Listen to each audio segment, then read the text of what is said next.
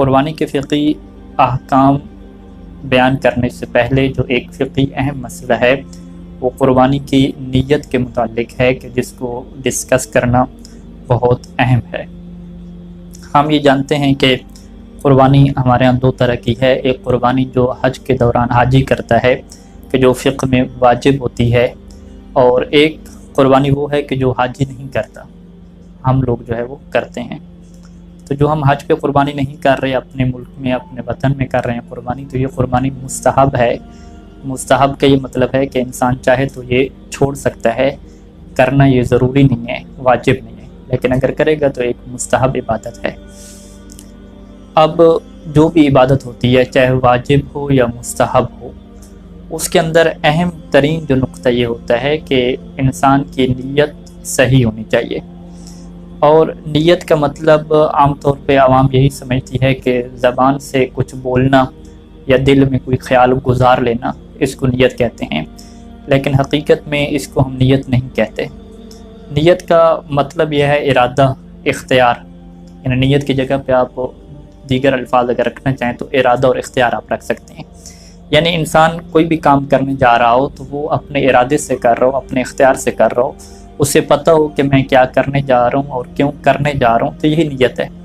جیسے فرض کریں ابھی میں اپنے گھر جاؤں گا تو میں نیت تھوڑی کروں گا گھر جانے کی، یا میں مولا کی زیارت پہ جاؤں گا تو میں زبان سے نیت نہیں کروں گا، بس میرے دل میں ارادہ ہے، اختیار ہے کہ میں مولا کی زیارت کے لیے جا رہا ہوں، تو یہی نیت ہو جائے گی، اور چونکہ میں ثواب کی خاطر جا رہا ہوں تو یہی اللہ کے لیے نیت ہو جائے گی، اور میرے ہر قدم پہ اللہ ثواب عطا کرنا شروع کر دے گا۔ تو اسی وجہ سے جب ہم قربانی کا جانور خریدیں اور قربانی کرنے کا پروگرام بنائیں تو ہماری نیت کیا ہونی چاہیے؟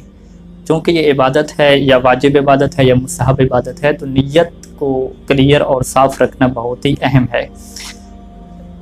یہ تو ہمیں معلوم ہے کہ اللہ کی خاطر انسان قربانی کرے، اللہ کی اطاعت کی خاطر، اللہ کی خوشنودی کی خاطر، کہ جسے ہم قربتاً اللہ کہتے ہیں کہ انسان معنوی طور پہ اللہ کے قریب ہونے کی خاطر قربانی کرے،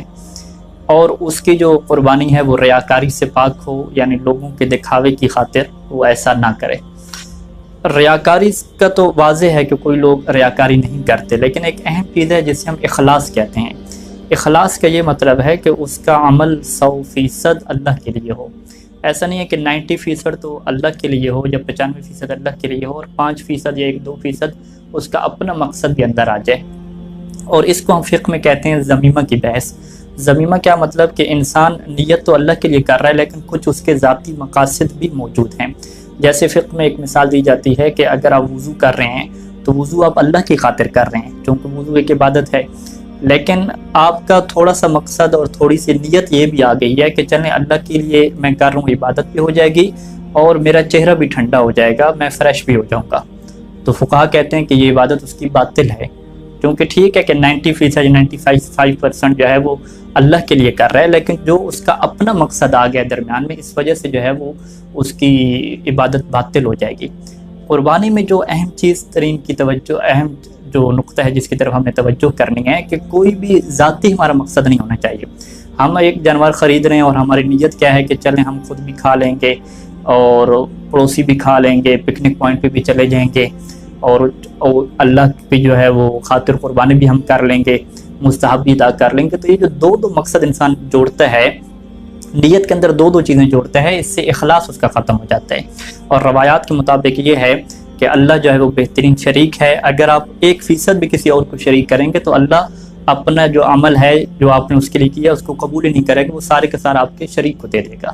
تو اہم نقطہ جس کی طرف ہمیں یہ توجہ کرنی ہے کہ جب بھی ہم قربانی کریں تو مقصد فقط اور فقط اللہ کی اطاعت ہو، کوئی اپنا ذاتی مقصد وغیرہ نہ ہو۔ اور یہی قرآن کی آیت میں بیان ہوا ہے کہ اللہ کو نہ تمہاری قربانی کا گوشت پہنچتا ہے نہ اس کا خون پہنچتا ہے، اگر اللہ کو پہنچتا ہے تو وہ تمہارا تقوی ہے، تمہاری نیت ہے، تمہارا خلوص ہے۔ السلام علیکم ورحمۃ اللہ وبرکاتہ۔